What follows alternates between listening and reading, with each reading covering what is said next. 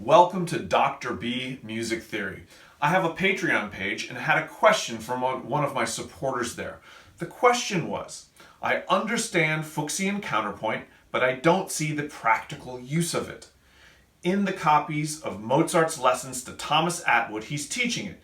But if I listen to, for example, Mozart's Symphony 39 in E flat, where is the practical use of Fuxian counterpoint there? Especially read the basic rules taught. There was a follow-up comment that said, is there any chance of using some Mozart for this purpose, or at least an example or two of Mozart, maybe a string quartet, or quintet maybe?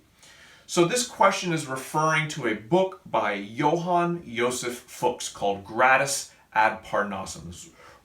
Essentially in the Baroque era, early 1700s. This book talked extensively about counterpoint. It was almost like a textbook on counterpoint. I'm going to put a link to that book in the YouTube video underneath here. So you can actually get a copy, download a free copy of this book to see for yourself what it's about. Now there's some challenges when you look at this book. For example, it uses a lot of movable C clef, which is something that most of us today are not that comfortable with. It also has some somewhat older English style writing in letters and stuff, but for the most part you can understand that part. But to understand Fuxian counterpoint is no small feat. It's a pretty big book with a lot of very, very advanced concepts. So I am a skeptic by nature. When someone says, I understand Fuxian counterpoint, I always have to ask myself, do you really? Maybe you do, but it's a daunting undertaking to really understand this type of counterpoint.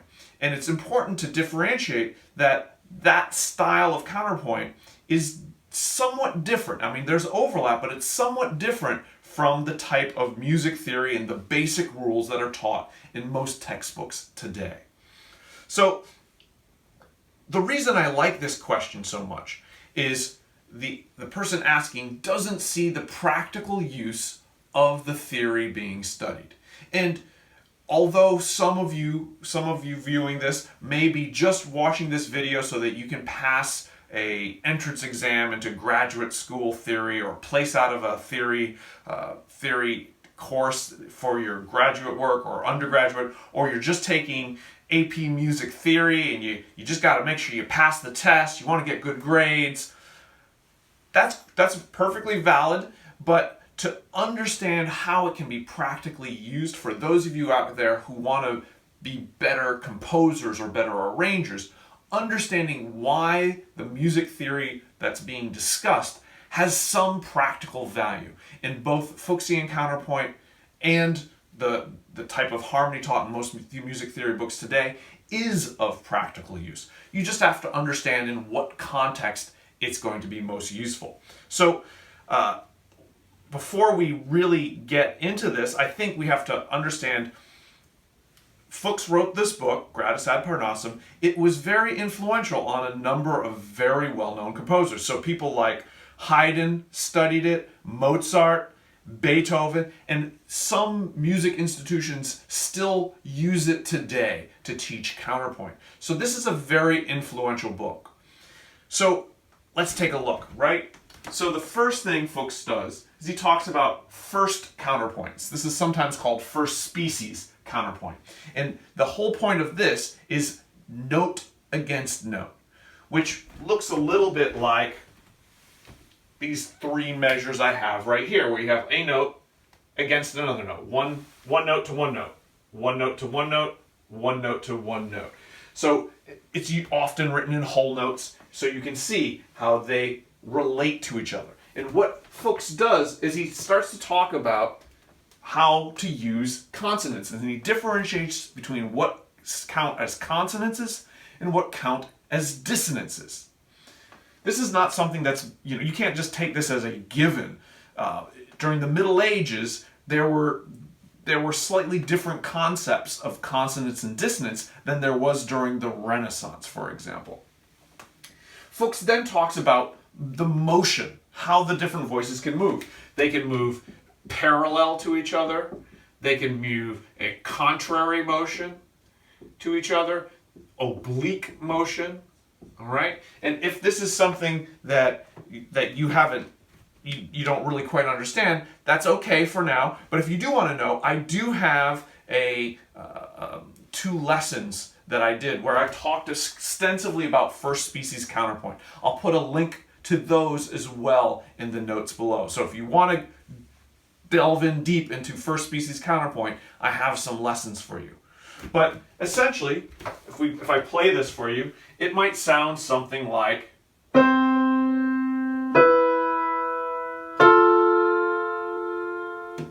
and in this case, we have contrary motion, right? So the top voice is moving down, while the bottom voice is moving up. So all the voices are contrary. And then you often, when you're analyzing this, you analyze the intervals. So this would be C to C, would be an octave. So you would write an 8 right in the middle of in between the two staves.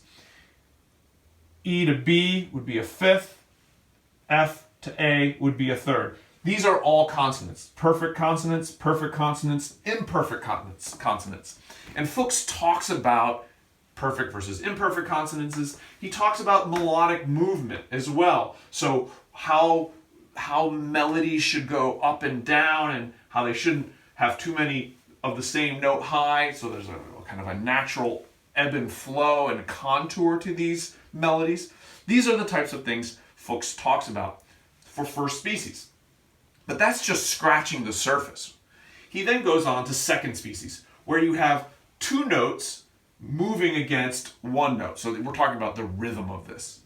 And what he introduces there is how you can use the dissonances. So first species only uses consonants. But second species, which these next three measures can demonstrate, would sound something like this.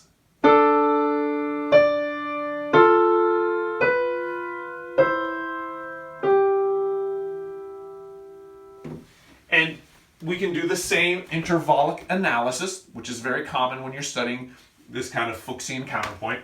So you would say D to A is a fifth, D to D is an octave, F to A is a third, F to B is an augmented fourth, so that's definitely a dissonance. Then E to C is a sixth, and E to G is a third. So right here is our only dissonance in this example. And you can see that Fuchs has rules on how you would do this. In this case, this B is treated very much like a passing tone. And for those of you who aren't familiar with that, go and study the non-chord tone lessons that I have up online. But a passing tone means that you move by step into the note and you continue by step in the same direction. And so that passing tone is how the human ear can hear that dissonance without it sounding random or bizarre. Your ear can feel the dissonance, it creates a certain emotion, but then it resolves in a way that your brain and your ear can make sense of. So that's second species. Then you get to third species, where you have four notes against one note. So you can just imagine I'll have whole notes here and have quarter notes moving on top of that. When you get to fourth counterpoint, or fourth species, you start dealing with syncopation, where notes are being tied over bar lines or in the middle of a bar in ways that are syncopated. And then finally you get to what Fuchs calls Florid counterpoint, or fifth counterpoint, where it's a mixture of all of the above. So I'm gonna put a photo on I'm gonna show you this photo here of what a page from Fuchs's counterpoint would actually look like. So this would be an example of fifth or florid counterpoint. And if we look at this example here, you can see that we have whole notes in all the bottom three parts, and then we have a combination of half notes, whole notes, quarter notes, and various note values. So we can see what that might look like. All this is going to be important, so stick with me, because the question is, how does this Fuxian counterpoint relate to the music of Mozart? How is it of practical use? So we're going to get there. So after Fuchs goes through how two voices can interact in a contrapuntal nature, he goes on and he talks about how to do that with three different parts, so three different melodies. And then finally four parts. And then he talks about imitation, how one part could have similar melodic shape and intervals and rhythms as one of the other parts. And then he takes it even further and he goes into the fugue, which is a very specific type and form for using imitation. Something that was very common in the Baroque era, which is what preceded that time period that Mozart is most known for, the classical era, or essentially the 18th century. So Fuchs then goes on and talks about fugues in 2 parts, 3 parts, and 4 parts. And I'm going to show you a picture here of what Fuchs would write here. And this was a 4-part fugue, and this is from Gradus ad Parnassum. And remember where this is on the timing of the video, because you might want to go back and compare this to the Mozart example I'm going to show you a little bit later. But you can see that we have the variety of note values, and the entire Gradus ad Parnassum talks about and lays out the rules on how you would come up with this 4-part fugue example that you are looking at. So where does that lead us, right? So Mozart writes his Symphony No. 39 in 1788. Now, this symphony is primarily in the newer classic style, in the 18th century style. It is not as similar to the Baroque era and the Renaissance and the style that Fuchs is talking about. So the style of the Symphony No. 39 is primarily homophonic, okay? And it doesn't really use a lot of counterpoint.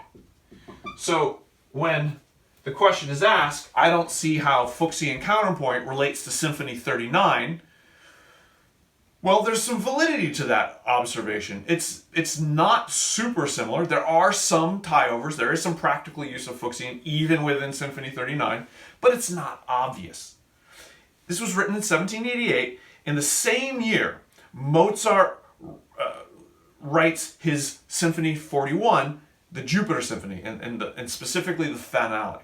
So what's similar between Symphony 39 and Symphony 41 in terms of what Mozart got from Fuxian counterpoint? Well, this understanding of the consonances and the dissonances, how they relate, how they work, this idea of of the different types of motions and how things, contrary motion, how valuable and how effective that is. That's something that's found in both the symphonies in a practical use, and this idea of melodic movement and how the melodies can move into dissonances and out of dissonances. So that can be found in both Symphony 39 and 41. But if we go to the finale, the last movement of the Jupiter Symphony, and especially start listening at about 31 seconds in, there's a little bit of introduction. I'm going to put a link to this, to a video of this that has the sheet music along with it. So you can pause this video right now and go listen, or go listen to it now. Great. So unpause if you've just listened to it. Starting, so that 31 seconds, you can hear that it has this imitation and fugue-like texture. Mozart uses almost exactly what Fuchs is talking about. So when you say, I don't see the practical use, well, look at what Fuchs wrote in terms of the 4-part fugue, and look at the sheet music for Mozart, and tell me you don't see a similarity. So let's look really right now and analyze this. Measures 36 to 38, okay? We can see that it starts in the violin 2, and we have, and I'm going to play a little bit of this on piano so we can hear it. All right, so we have the melody start all by itself. A singular melody, C, D, F, and those 3 whole notes kind of form the beginning of what's sometimes called a subject, a melodic kernel that becomes repeated and utilized and creates a certain repetition, continuity, and allows to be varied. So that's how we start. Just the second violins all by themselves. Okay? So if we move on and look at measure 39, we get to see that it moves into two parts. We have the violin 1 come in and play. Well, the violin 2 continues, right? So you'll notice that it's very similar to what we just heard. The first one was C, D, F, or if we were to analyze it, up a major second and then up a minor third. We do the exact same thing, the same intervallic structure, starting on a G. This is common in a fugue in terms of how fugues are written, that you'll have it start at what's on one note, and then it starts a fifth higher. So this is super common in music, and we can see that that's repeated. And that second violin kind of continues to with something that almost becomes a second subject, or what's sometimes called a counter subject. But let's continue and look forward here, where we go into three parts, where you can see in the viola we go back down to the exact same three notes that we started with. And then 3 measures later, in the cello, we have the beginning of that same theme once again. Notice that we have this imitation, exactly what Fux is talking about. And it's both with those whole notes and with the counter subject. So if we play the violin 2, this is measure 39, starting on beat 2.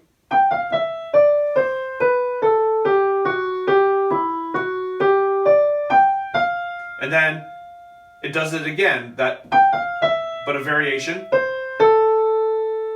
Okay, and before that, actually, I skipped over this. Right before that, so we have something in the violin, which is that same type of imitating that same counter subject. So again, starting at 39.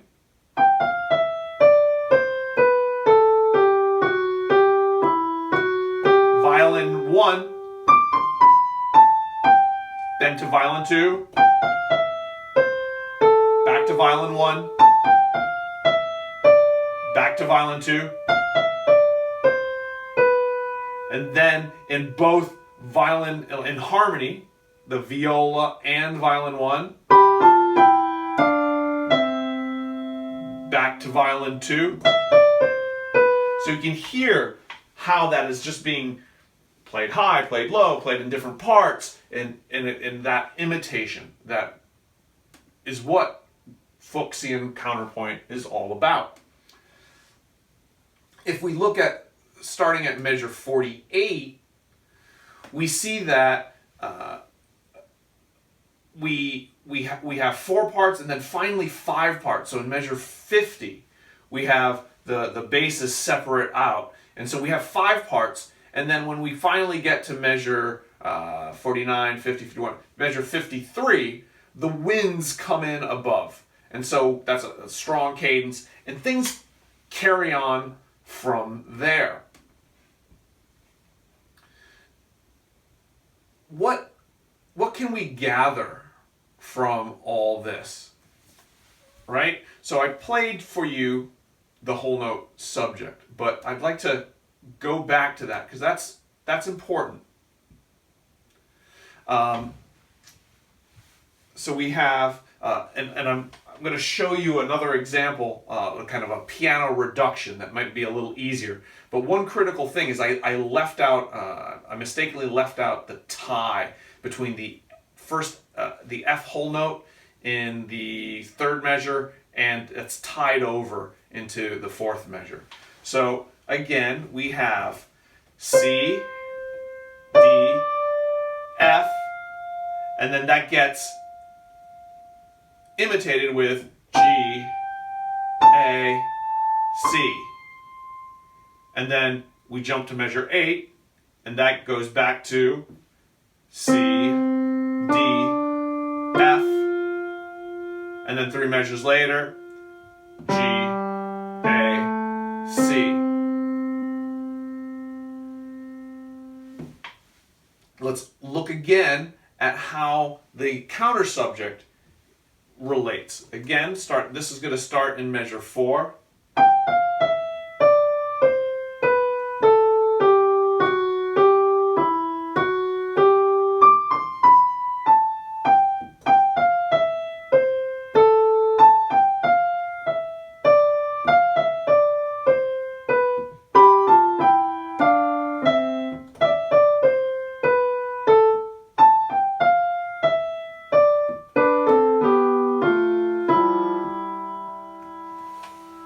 Right? And this is just the opening of this massive fugue that owes a great debt to Fuxian counterpoint.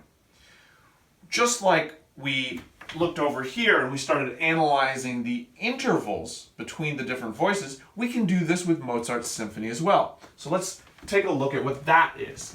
And if we take a look, we see that you introduce this dissonance. So we have the C, D, F, and again, please put in that tie between the whole note and the F. And we have a dissonance comes right in, then we get the unison, and then it steps down, which is essentially a passing tone. Then we get a third, which is a consonance, imperfect consonance. Fourth, which in this context is a dissonance, to a 6 on the downbeat, on the strong beat. So that's important. The relationship between strong and weak beats and where they have dissonances and where they have consonances.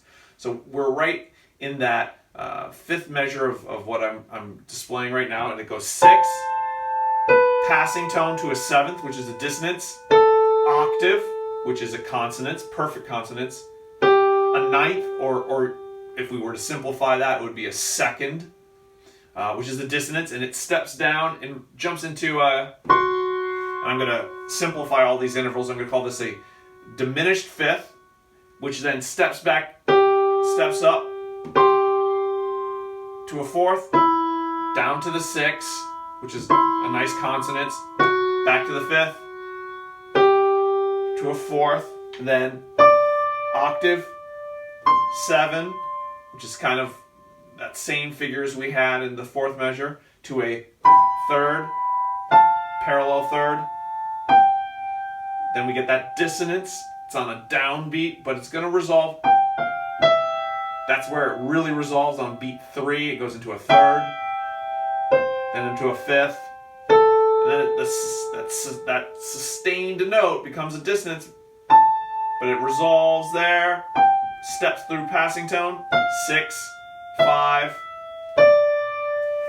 So you can analyze all of those intervals, and if you are really familiar with Fuchs's Gradus ad Parnassum, you're going to see some similarities in what Mozart's doing in this Symphony No. 41, in the finale, and what Fux is talking about in his book. So, where is the practical use of Fuxian counterpoint, especially in regards to the basic rules taught? Well, if Mozart can do something that's so obviously derived or influenced by Fux, that's obviously practical. I mean, Symphony No. 41, Jupiter, still heard today, still played on the radio, still resonates with people's emotions today. So that's withstood the test of time. We should know, if you want to learn how to do something like that, that's a very practical use of what Fuxian counterpoint can do.